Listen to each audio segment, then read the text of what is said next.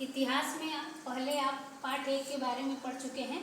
आज पार्ट 2 सल्तनत काल की शुरुआत के बारे में पढ़ेंगे। आइए जानते हैं सल्तनत काल क्या है या सल्तनत काल में किन किन शासकों ने राज किया था। तो सबसे पहले आप जानिए सल्तनत काल में कौन कौन से सल्तनत काल थे। सल्तनत काल कैसे प्रारंभ हुआ।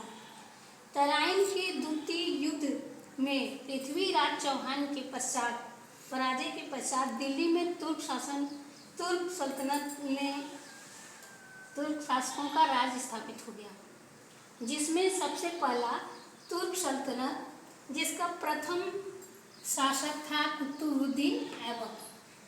कुतुबुद्दीन ऐबक जो मोहम्मद गोरी की मृत्यु के बाद 1206 ईस्वी से इसने शासनकाल करना प्रारंभ शुरू किया और इसका शासनकाल रहा 1206 से लेकर 1210 ईस्वी तक। 1210 ईस्वी तक इसका शासनकाल चला।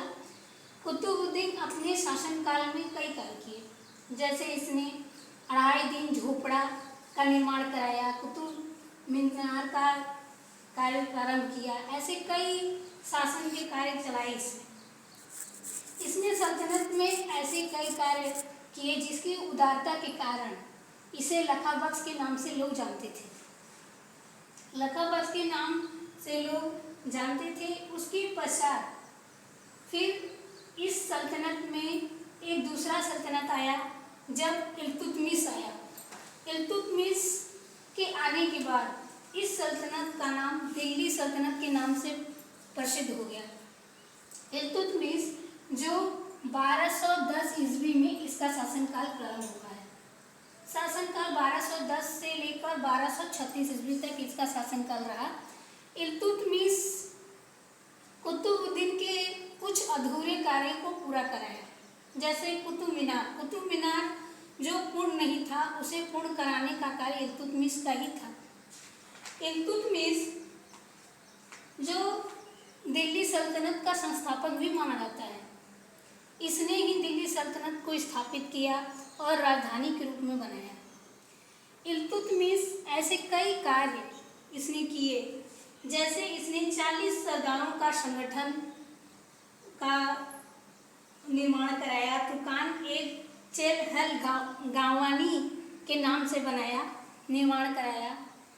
उसके बाद सल्तनत काल में कई राजवंश आए। इन राजवंशों के बाद तुर्क सल्तनत और दिल्ली सल्तनत, उसके बाद सल्तनत काल में इन दोनों के बाद ऐसे कई वंश आए जिन्होंने राज किया। तो सबसे पहले इसमें आया खिलजी वंश। खिलजी वंश जिसमें कई लोग ने राज किया, जैसे कि जलालुद्दीन खिलजी, अलाउद्दीन खिलजी। सैयद वंश में काफ़ी लोगों ने राज किया। सैयद वंश जो खिलजी वंश के बाद आता है, इसमें वंश में कुछ लोगों का ही शासन चल सका। जैसे सैयद में मोहम्मद एंड अनेक शासकों ने कार्य किया। उसके बाद तुगलक वंश जिसमें मोहम्मद तुगलक के नाम से वंश चला। उसके बाद काफ़ी दिनों तक इसका शासन नहीं चल सका। उसके बाद लोधी वंश जिसमें बहलोल लोधी जो बहुत ही प्रसिद्ध रहा, इसने ही लोधी वंश की स्थापना की। बहलोल